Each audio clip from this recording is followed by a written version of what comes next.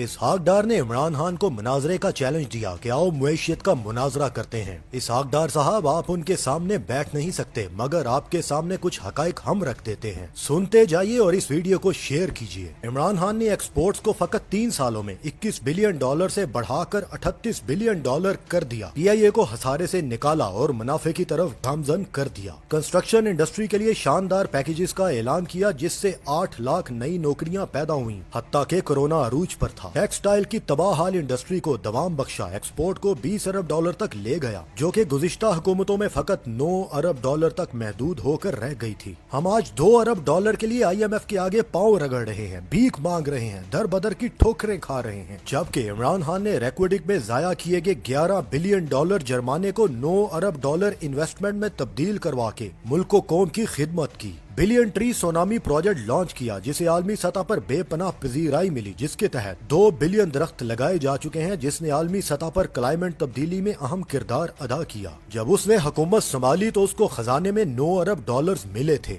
उनको उठाकर 21 अरब डॉलर पे ले गया, और रूस की अगर जंग ना लगती तो वो 21 अरब डॉलर से भी ऊपर चले जाते। जंग की वजह से उसको अपनी आवाम को पेट्रोल और ऑयल में रिलीफ देना पड़ा, जिसकी वजह से 21 अरब डॉलर से कम होकर वक्ती तौर पर 18 अरब डॉलर पर आ गए, जो कि आपके छोड़े गए 9 अरब डॉलर से फिर भी 100% ज्यादा हैं। आपने गर्दशी खसारा 20 अरब डॉलर्स का छोड़ा था। इमरान खान उस खसारे को खत्म करते हुए सरप्लस में ले गया, और रूस की जंग की वजह से आखिरी महीनों में वो सरप्लस से 5 अरब डॉलर खसारे में आया था, जो कि फिर भी आपके 20 अरब डॉलर खसारे से 75% कम पर था। कई सालों बाद किसान दोस्त पॉलिसी की वजह से गंदम, चावल, कपास और गन्ने की शानदार फसलें मिली, जो कि आप लोगों के अदवार में बहुत कम हो चुकी थी। मुस्लिम लीग नून और PP के महंगे रेंटल मंसूबों की बजाय पहली दफा पाकिस्तान में डैम की तामीर पर जोर दिया गया। उसी डैम का जिसका मजाक उड़ाया जाता था कि कहाँ है डैम, कहाँ बना रहे हो। आपके इम्पोर्टेड वजीर आजम ने वजीर आजम बनते साथ ही सबसे पहले जाकर उसी डैम का फीता काटा, जो इमरान खान ने इस कौम को तोहफे में दिया था। 50 साल बाद पहली दफा 2 नई नहरों का मंसूबा लॉन्च किया। पाकिस्तान एयरफोर्स ने 1983 के बाद पहली बार नए जदीद जंगी जहाज खरीदे, जो कि JF-10 की सूरत में 23 मार्च को जंगी बेड़े में शामिल हुए।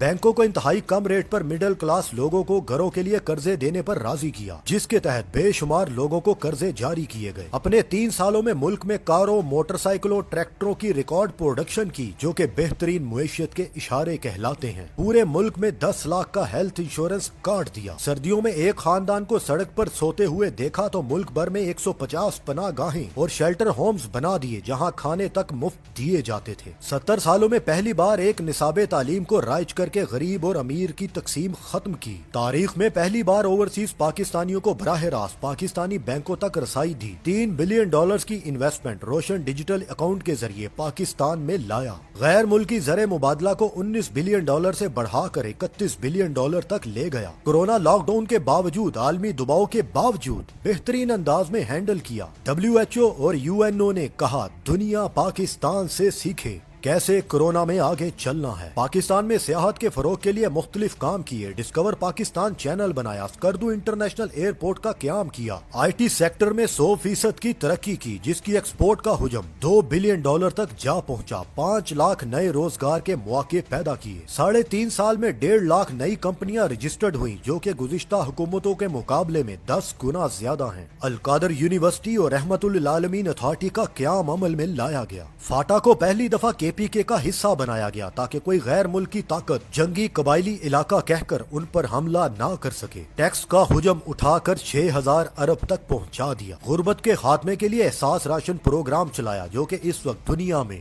चौथा बेहतरीन प्रोग्राम माना जाता है। कामयाब नौजवान स्कीम के तहत 30 से 35 लाख रुपए के कर्जे बराह रास्त नौजवानों को दिए गए, बजाय के फ्रॉड वाले लैपटॉप या छोटी शोहरत वाले प्रोग्राम्स के। पहली बार पाकिस्तान में 70% अपनी जरूरियात के मोबाइल फोन्स बनाए गए। इलेक्ट्रिक मोटरसाइकिल और कंप्यूटर बनाने के कारखाने पाकिस्तान में लगाए गए। बॉर्डर पर बार लगाई गई, स्मगलिंग रोकी गई, जिसकी वजह से मुल्क की इंडस्ट्री को अरूज मिला। मुल्क हकीकी मुआशी तरक्की की तरफ गामजन हुआ। चोरों और गद्दारों को पसंद न था। इसके अलावा वो काम जिसकी वजह वजह से पाकिस्तान का फखर और सर पूरी दुनिया में बुलंद हुआ, वो भी मुलाहिजा कीजिए। इंडिया को कहा खबरदार हमला किया, मुंह तोड़ जवाब दूंगा, और मुंह तोड़ जवाब दिया गया। पायलट को गिरफ्तार किया गया, दुनिया के सामने जुर्रत का मुजाहिरा किया गया। कहता रहा खबरदार कोई ड्रोन हमला ना करे और ना मैं किसी को इजाजत दूंगा। उसके पूरे दौर में किसी एक ने भी हिम्मत नहीं की कि पाकिस्तान में ड्रोन हमला करे, चाहे वो दुनिया का जितना मर्जी बड़ा ठेकेदार ही क्यों ना था। इस्लामोफोबिया पर नबी पाक सल्लल्लाहु अलैहि वसल्लम की शान में गुस्ताखाना हाकों पर यूरोप और मगरिब में एक मजबूत मौक़िफ़ अपनाया। हिजाब और पाबंदी पर बात की। नबी पाक सल्लल्लाहु अलैहि वसल्लम से बेलोस मोहब्बत हर मुकाम पर जाहिर की। दुनिया में इस्लामोफोबिया का दिन मंजूर अक़वाम मुत्तहिदा के जरिए करवाया गया। सिटीजन पोर्टल से 45 लाख लोगों के मसाइल हल किए। तारीख में पहली बार अमेरिका के शहर में बड़ा जलसा किया जिसमें लाखों पाकिस्तानियों ने शिरकत की। इतना बड़ा कि ऐसा मोदी भी नहीं कभी कर सका। मुल्की खुद मुख्तारी का हरगिज सौदा ना किया। आलमी ताकतों को एब्सोल्युटली नॉट कहा,